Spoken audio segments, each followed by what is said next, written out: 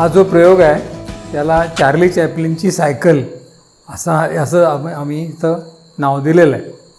याच्यामध्ये ऊर्जेबद्दलच्या अनेक गैरसमज आपल्या ज्या किंवा गैरसमज कसला अंधश्रद्धा ऊर्जेबद्दलच्या आहेत, म्हणजे एनर्जीबद्दलच्या अनेक अंधश्रद्धा आहेत. तर त्या कशा दूर करायच्या, तर ते प्रात्यक्षिकातूनच करता येतात. आणि ह्याला सेल्फ स्टडी मोड म्हणतात. स्वतःच तुम्ही अनुभव घ्या आणि ऊर्जेबद्दलचे नियम समजून घ्या, असा हा या प्रयोगाचा उद्देश आहे. आता उदाहरणार्थ की आपल्याला असं वाटत असतं की सुधारित मशिनरी वगैरे जी आहे ही सगळी विजेवर चालते. विजेवर चालणारं म्हणजे जे सगळं आहे ते सुधारित आहे, ॲटोमॅटिक आहे. तर ही मशीन्स आपण आता रोजच वापरतो आहोत. आता त्याच्याबद्दलची उदाहरणं इथे मी दिलेली आहेत की वीज वापरून आपण अनेक प्रकारची यंत्र किंवा उपकरणं वापरत असतो आणि हे नियमित वापरत असतो. आणि त्याच्या तुलनेमध्ये काही जी उपकरणं आपण अगदी विजेचा शोध लागलेला नव्हता तेव्हापासून वापरत आहोत. तर आता ह्याच्यामध्ये आपल्याला चॉईस आहे. आपल्याला हा कुठला तरी पर्याय आपल्याला शोधायचा आहे. तर आता कोणता हे करायचं, तर कोणता सर्वात कार्यक्षम आहे ते आपल्याला शोधावं लागेल. कारण इलेक्ट्रिसिटी, वीज निर्मिती हे अत्यंत खर्चिक आणि पर्यावरणीयरित्या अतिशय सर्वात घाणेरडी गोष्ट आहे. फार पर्यावरणीय त्याची किंमत फार जास्त असते. तर ती कशी असते आणि का असते ह्याच्याबद्दलची गैरसमज जे आहेत आत्ताचे समाजामध्ये आणि मोठ्या शिकलेल्या लोकांमध्ये सुद्धा गैरसमज असतात. तर आता इथे आपण एक प्रश्न मी विचारतो, तुम्ही मलाच उत्तरं द्या की तुम्ही साधं पाणी काढायचं. पाणी आपण मोटेनी काढत होतो, रहाटानी काढत होतो, पुलीनी काढत होतो. तर त्याच्यापेक्षा विजेनी आत्ता पाणी आपण काढतो. सगळीकडे इलेक्ट्रिक मोटर्स असतात, इलेक्ट्रिक मोटर्स आणि पंप्स असतात, शेतीमध्ये असतात, आपल्या बिल्डिंगमध्ये वर चढवायला वगैरे सगळीकडे इलेक्ट्रिक मोटर्स वापरतात. मग तिथे सर्वात कार्यक्षम गोष्ट कोणती आहे? या मोठा कार्यक्षम आहेत का हे कार्यक्षम आहेत? आपण तर प्रत्यक्षच पाहूयात, प्रत्यक्ष ते सगळं पाहूयात. तर आता इथे एक प्रात्यक्षिक आपल्याला द्यायचं आहे. इथे जुनैद तांबोळी म्हणून हा विद्यार्थी आहे. हा इंजिनिअरिंगचाच विद्यार्थी आहे. Kolhapur institute of technology KIT याच्या सेकंड इयरचा विद्यार्थी आहे. तर त्याला कोणतं कार्यक्षम आहे बाबा, तुम्हाला काय वाटतं? आता मी तुम्हाला विचारलं, तुम्हाला कुठलं कार्यक्षम वाटेल? विजेचं वाटतं आहे का हाताने काढणं? कुठलं विजेचं कार्यक्षम आहे असं वाटतं आहे? ही बऱ्याच जणांची हीच उत्तरं येतात. पण आता प्रत्यक्ष पाहूयात. म्हणजे आपण असं करूयात की पाणी काढायला जुनैदला किती वेळ लागला हाताने. मग पुली वापरून साधं यंत्र वापरलेलं आहे, फक्त डायरेक्शन ऑफ फोर्स आपण बदललेलं आहे आणि माणसाचं वजन त्याच्यामध्ये वापरलं जातं. रहाटामध्ये सुद्धा माणसाचं वजन वापरलं जातं आणि बादली वर येते. तसं ही बादली आपण 5 वेळेला, एक 5 लिटरची बादली आहे. आता ही विहीर आहे असं समजा आणि 2 मीटरवरच पाणी आहे आणि 2 मीटर वर चढवायला आपल्याला किती वेळ लागतो? आपण 5 वेळेला करून पाहूयात. आणि मी 1, 2, 3 म्हणल्यानंतर किंवा युअर टाईम स्टार्ट्स नाव असं म्हणलं की तुम्ही स्टॉपवॉच ऑन करा आणि 5 वेळेला वर खाली करू द्या त्याला. म्हणजे खरं वर काढायलाच किती वेळ लागतो आपण काढणार आहोत, पण आपण वर खाली करायला किती वेळ लागतो 5 वेळेला आपण ते बघूयात. आणि तेच काम आपण विजेच्या साहाय्याने करून बघूयात. आणि दोन्हीकडे आपण मनुष्यशक्ती वापरणार आहोत. आता युअर टाईम स्टार्ट्स नाव 5 वेळेला. 1, 2, 3 4 आता हां 4 5 किती वेळ लागला? हां स्टॉप. 22 सेकंड्स लागले. म्हणजे साधारणपणे एकदा 5 किलोग्रॅम 5 लिटर पाण्याचं 5 किलोग्रॅम वजन आहे. 2 मीटर उंच ओढण्यासाठी त्याला मसल पॉवर त्यांनी वापरली. म्हणजे त्यांनी जे अन्न ऊर्जा त्यांनी फूड खाल्ल्यानंतर त्याचं अन्न खाल्ल्यानंतर त्याच्या शरीरामध्ये ते जळालं, ऑक्सिडेशन झालं, त्याच्यामधनं ऊर्जा निर्माण झाली. ती ऊर्जा मसल पॉवर, ती उष्णता, काही उष्णता त्यांनी मसल पॉवरमध्ये वापरले. कारण आपलं शरीर आहे हे इंटरनल कंबशन इंजिनच आहे आणि त्याच्यामुळे ती एनर्जी तो वापरू शकला आणि तीच एनर्जी वापरून त्यांनी म्हणजे फूड एनर्जी वापरून आत्ता हे काढलेलं आहे. आता आपण असं करू, तोच माणूस आता हाताने काढलेला आहे. आता आपण पायाने तो काम करेल. त्याला सांगितलं की विजेने चालू करा, तर मात्र त्याला वीज स्वतः तयार करायची आहे. तर तो आता वीज तयार करेल आणि तेवढंच पाणी तो तिथून वर चढवेल. आहे का पाणी त्याच्यामध्ये? हां हां. तो कॉक ओपन कर रे. बांधलंय का?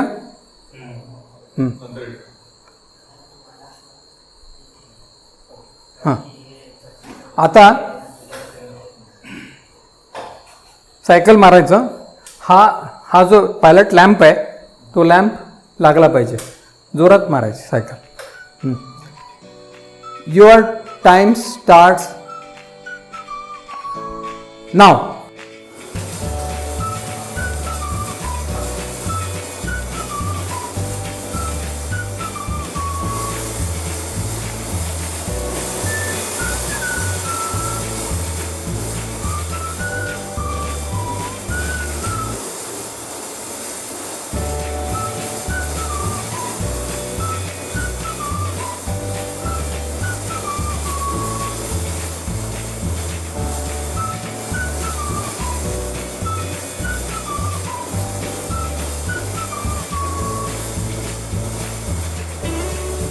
स्टॉप. 38 सेकंड. 5 वेळेला काढायचं. हां हां. आता पुन्हा एकदा करूयात. फार हां 5 लिटर पाणी काढलेलं आहे त्यांनी. हां हां. आणि मॉडर्न मशीन वापरलेलं आहे. हां ओके. हां. Your time starts now. जुनाईद.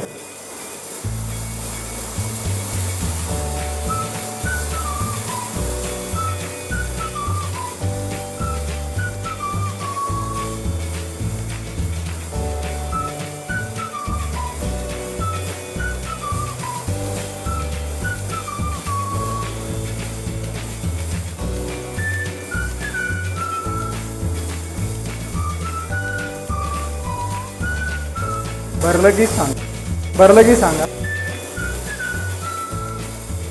Stop. 34 second.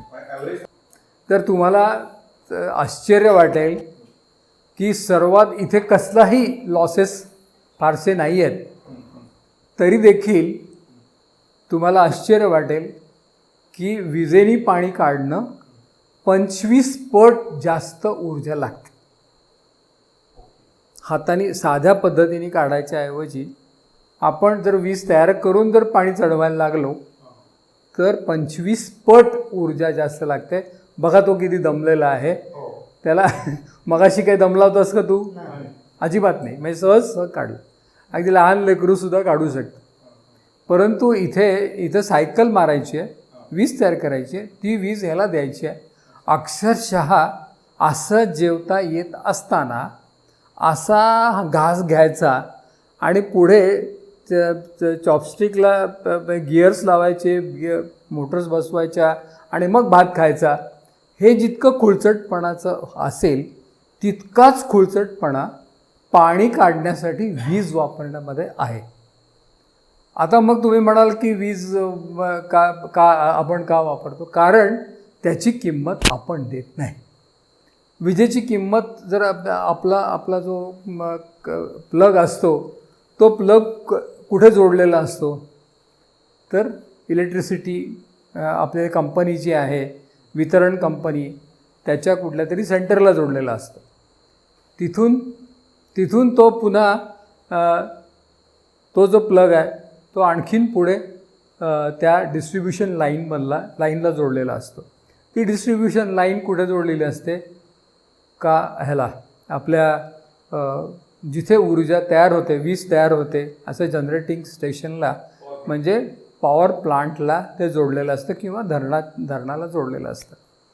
आता आपण तो आणखीन पुढे आपण त्याचा विचार करूयात ना. ते कुठं जोडलेलं असतं? तर ते एका टर्बाईनला जोडलेलं असतं. ते टर्बाईन कसं फिरतं? तर कोळसा जाळून वाफ केली जाते, त्या वाफेच्या जोरावर चढतं.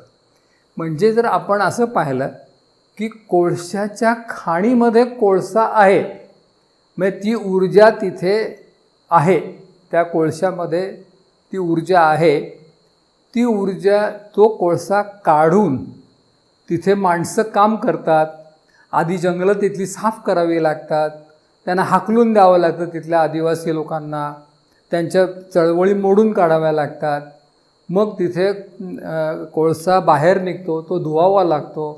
तो धुतल्यानंतर तिथं प्रचंड पोल्युशन होतं. त्याच्यानंतर ती माणसं जी काम करत असतात ते अत्यंत भयानक ह्याच्या वातावरणामध्ये काम करत असतात. 50-50 डिग्री सेंटीग्रेड त्याचं टेम्परेचर तळात असतं त्या ह्याच्यामध्ये. अशा ह्याच्यामध्ये वर्षानुवर्षे काम केल्यानंतर माणसं मरतात. अशी जी माणसं हे करून तो कोळसा वर येतो आणि मग तो जाळला जातो. तर जाळताना प्रचंड पोल्युशन होतं. ते पोल्युशन होऊन आणि त्यातली किती वीज येते माहिती आहे का? कोळशात जेवढी असते त्याच्या अक्षरशः 1% सुद्धा आपल्यापर्यंत पोचत नाही. आणि त्याच्यानंतर अत्यंत अकार्यक्षम अशा पंपाच्या साहाय्याने आपण पाणी काढतो. आपल्यापर्यंत वीज ही कोणीतरी त्याची किंमत कोणी देत नाही. आपला प्लग कुठल्या तरी अश्रूंना, कुठल्या तरी जगाला ह्याला जोडलेला नाही आहे, पोल्युशनला जोडलेला नाही आहे. त्याची किंमत पुढची पिढी देणार आहे. पर्यावरणाची किंमत पुढची पिढी देणार आहे. आणि आपण इथे वीज आणि आपली हवा गार करणं, आपले पंखे चालवणं अत्यंत भयानक ही सगळी खोलचट अशी विजेचा वापर आहे. आणि तोच आपण जर साध्या पद्धतीने जर वापरला त्याला आम्ही डोंबल म्हणतो. याला आम्ही IIT म्हणतो. IIT म्हणजे इनहेरंटली इनएफिशियंट टेक्नॉलॉजी आणि डोंबल म्हणजे direct and obvious method. He direct method आहे, पाणी काढायची डायरेक्ट मेथड आहे. आपल्याला पाणी पाहिजे तर तेवढं आपल्याला मिळालं पाहिजे. मग पाण्याबद्दलचं आपण आणखीन पुन्हा हे पुढे पाहणारच आहोत. पाणी इतकं खोल जातं कशासाठी? इतकं खोल आधी घालवायचं आणि मग काढायचं. हा सगळा प्रचंड खोलचटपणा टेक्नॉलॉजीच्या नावाने चालू आहे. तर हा जरा आपण विचार करण्यासारखी, आता तुम्हीच अनुभवलेला आहे. आता आपण असं करू की आणखीन मॉडर्न मशीन आपण पाहूयात की लाकूड कापायचं आहे आपल्याला. तर लाकूड कापायला आपली एक पद्धत कुठली आहे?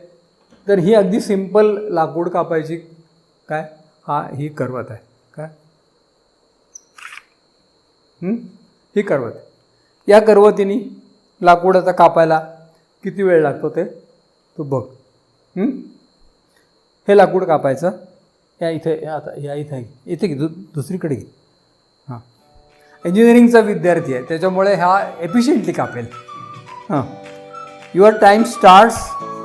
हां, एक minute. Your time starts now.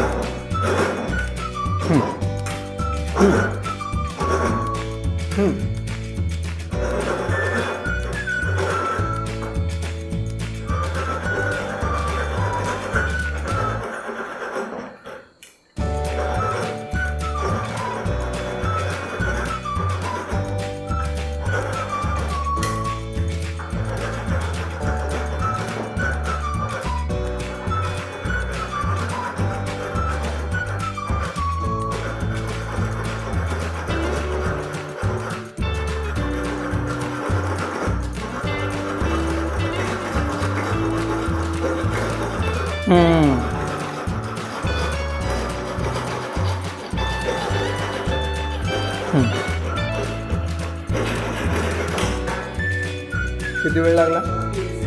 48 second. आता आपण असं करू की ही एक साधी करवत आहे. आणखीन जरा ह्याच्या करवती असत्या तर आणखीन जरा लवकर झालं असतं.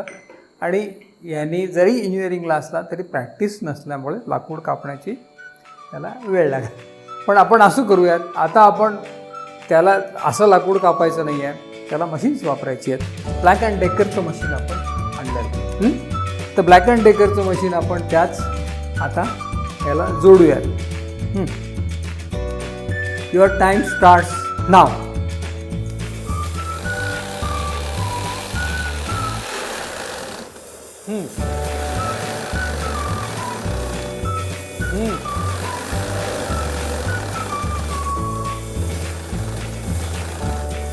जोरात.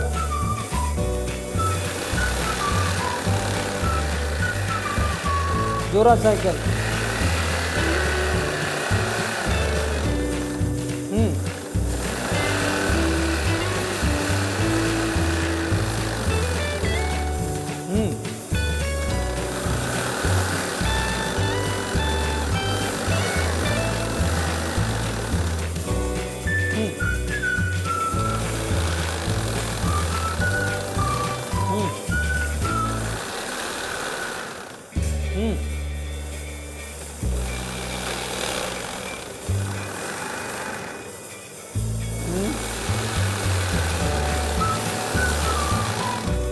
जोरात.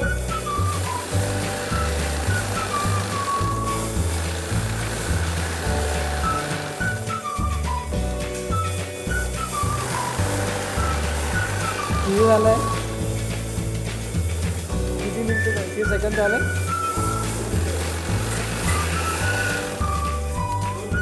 राहू दे.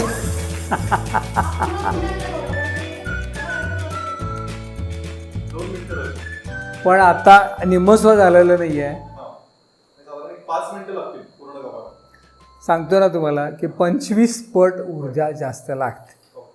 कुठलंही काम मेकॅनिकल वर्क विजेच्या साहाय्याने करायचं असेल तर त्याला ऊर्जा नेहमीच जास्त लागते. ज्या वेळेला असं म्हणतो की नाही की पेट्रोल संपल्यानंतर तुम्ही काय करणार, तर आम्ही विजेच्या गाड्या चालू. ह्याच्या इतका खुळचटपणा कुठलाही नाही. बरं का, ऊर्जा खुळचटपणा म्हणतात त्याला, दुसरं काही नाही. म्हणजे तुम्हाला भाकरी नाही आहे तर मिठाई का खात नाही असं विचारल्यासारखं आहे. म्हणजे ह्याच्यासाठी पोल्युशन प्रचंड होईल. गिरीश कुबेरांचा कालच्या शनिवारच्या लोकसत्तेमध्ये त्याच्यावर त्याचा लेख आहे. तर हा एकापेक्षा एक खुळचटपणा सध्या चालू आहे. तर त्यातला विजेच्या बद्दलचा हा मोठा खुळचटपणा आपल्याला दिसेल की साधं कुठलंही मेकॅनिकल वर्क. आता हे मशीन किती महाग आहे. ही सगळी मशीन्स महाग आहेत. आणि हे आहे, नंतर हे मशीन आहे, हे गवत कापायचं म्हणे, हे गवत कापायचं यंत्र आहे असं. आता हे जर जोडलं आणि गवत कापायला लागलं, गवत कापलं जाईल. पण हाताने किती सोपं पडेल ना. नेहमी जे साधी मशीन्स असतात, साधी टूल्स असतात, ही नेहमीच कार्यक्षम असतात. कंपॅरिझन मात्र करत असताना फुकटची वीज कुठली तरी कुणाला तरी हे बुडवून, कुणाला तरी पोल्युशनमध्ये मारून, कुठंतरी प्रचंड किंमत देऊन, पुढच्या पिढीला किंमत देऊन तुम्ही स्वस्तामध्ये वेगाने काम करणं, याला शहाणपणा म्हणत नाहीत. नंतर आपण असं करू, आता आपण पाणी तापवून पाहूया. आता पाणी आपण तापवायचं आहे, त्याच्यामुळे त्याचं टेम्परेचर वगैरे काही मोजायचं, त्याचं हे मोजायचं काही कारण नाही. आपल्याला काय हे होतो आहे, आपण विजेच्या साह्याने पाणी तापवतो आहे. एक पाणी तापवण्याची काय, एक चूल पेटवायची, त्याच्यावर पाणी चालवायचं, बंब पेटवायचा, त्याच्यावर पाणी तापवत होतो आपण. आता आपण विजेच्या साह्याने पाणी तापवतो. म्हणजे कोळसा तिकडे जाळायचं, त्याच्यातनं वाफ करायची, त्याच्यातनं वीज तयार करायची, ती वीज आणायची इथपर्यंत आणि मग त्याच्यावरनं पाणी तापवायचं. आता कसं होईल ते आपण बघूया. स्टार्ट.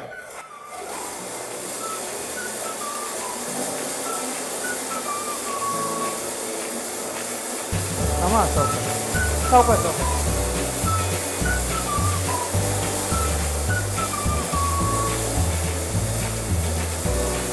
थांबा, एक मिनिट.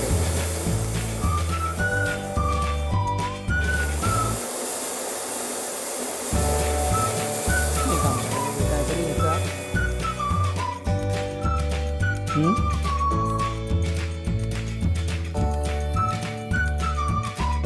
तापलं का पाणी? नाही काहीच.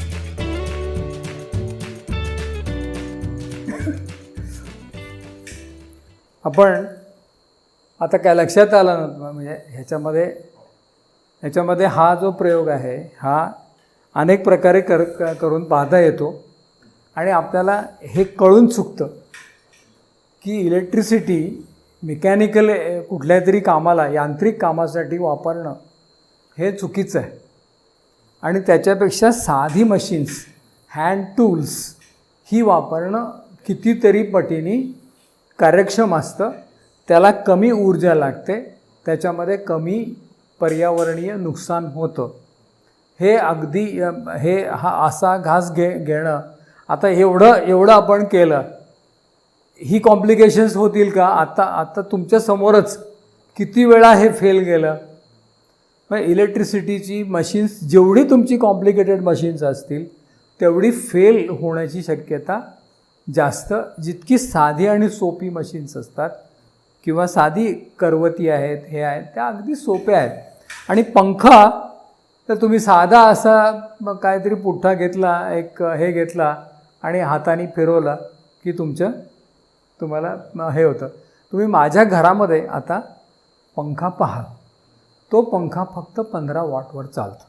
म्हणजे हाताने ओढायचा पंखा आहे, मुघले आझम काय, तो असा ओढायचा पंखा आहे. आणि तो तिथे बसलेल्या अक्षरशः 40-50 लोकांना उत्कृष्ट हे करतं. आता हा पंखा फिरतो आहे, हा वरचा पंखा फिरतो आहे. हा नाही म्हटलं तरी 60-60 वॉटचे किंवा 100-100 वॉटचे पंखे आहेत. खरं तर तेच काम आता तेवढ्या हॉलमध्ये जर आम्हाला हवा द्यायची झाली तर असे 6-7 पंखे बसवावे लागतील.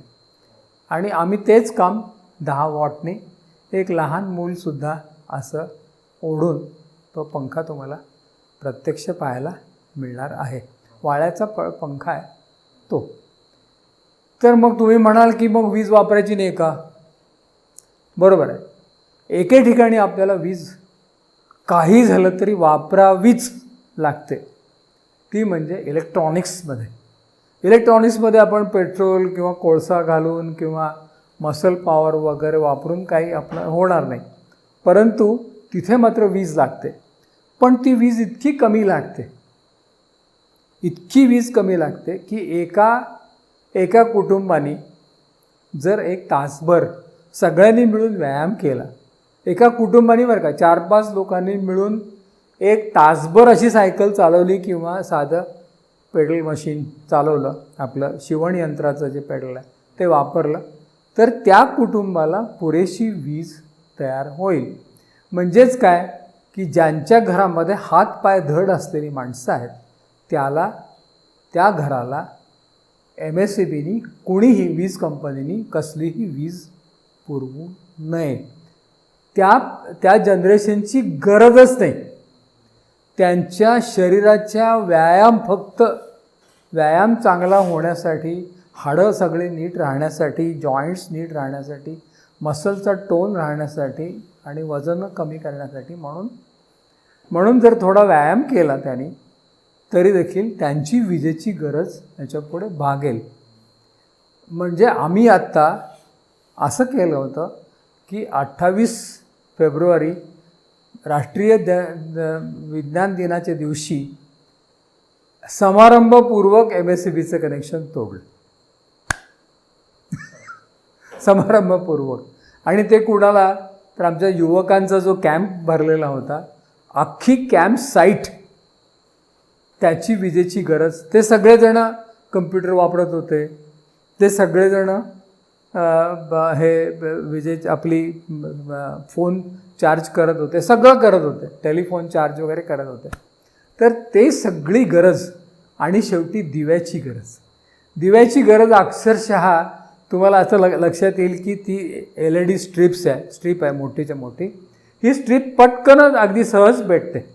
आपण जर आता ही जर हे आहे, आपण जर स्ट्रीप जोडली याला, आत्ता या बॅटरीला जोडली, ही बॅटरी समजा चार्ज केलेली आहे आपण, याच्यावर ही बॅटरी चार्ज होते.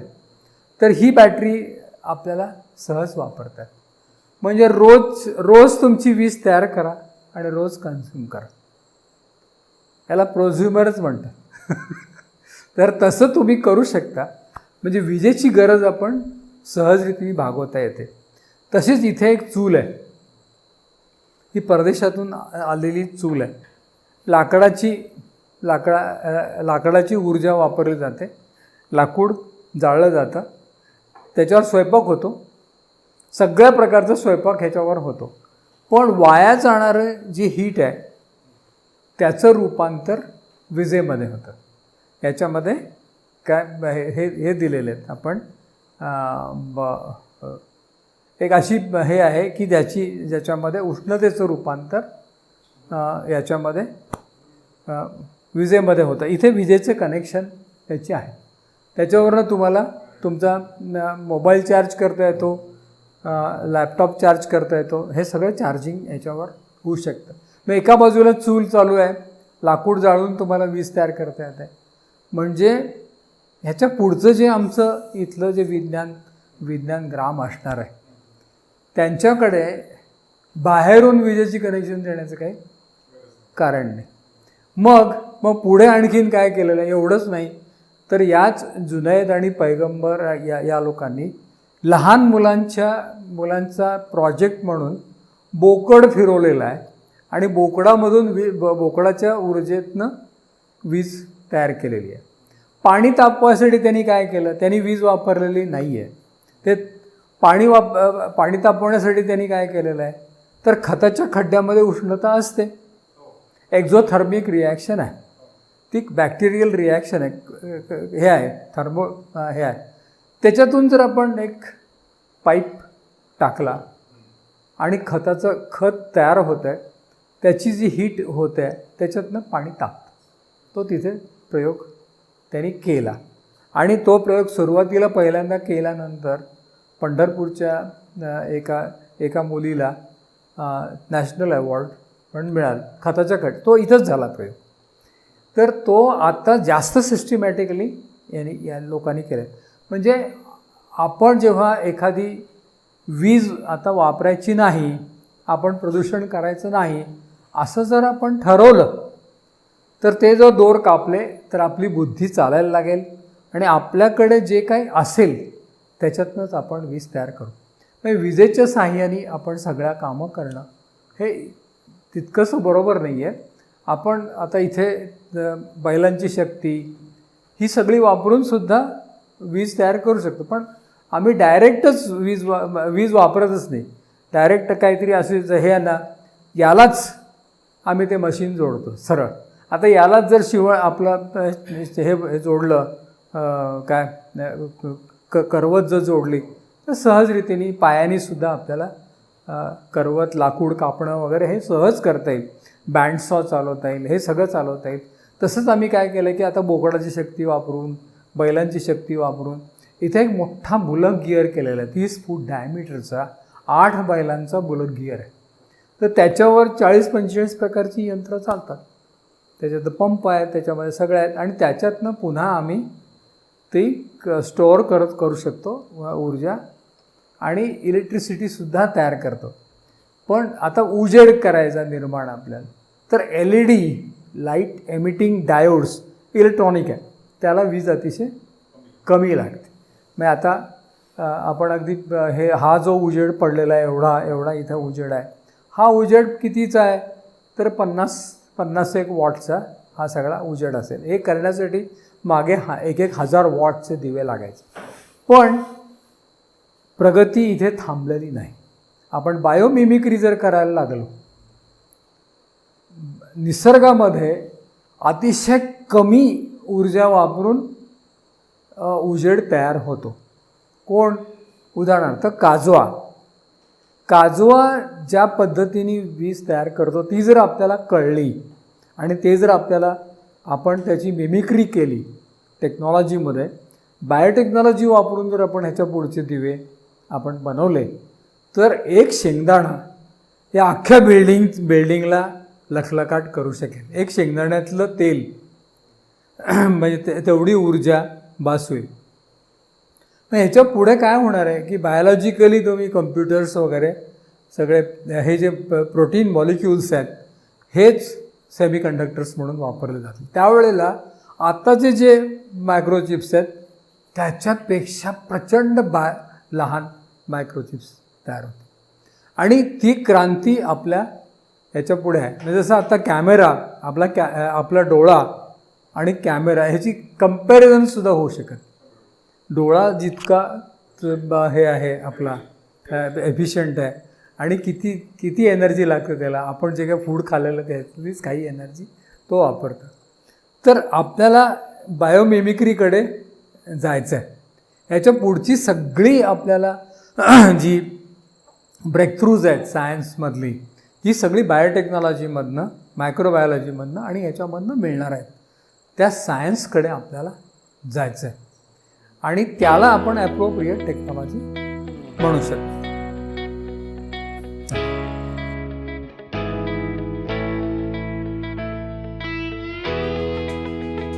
तुम्ही या कोणत्याही अवस्थेमध्ये गेलात, चॅरिटेबल इन्स्टिट्यूशन केली, ते परिवर्तन घडवून आणू शकत नाही. तुम्ही डेव्हलपमेंट म्हणाल, आम्ही विकास करतो, तुम्हीच हिरोगिरी करायला लागला तर तुमचा नीट संवाद होणार नाही.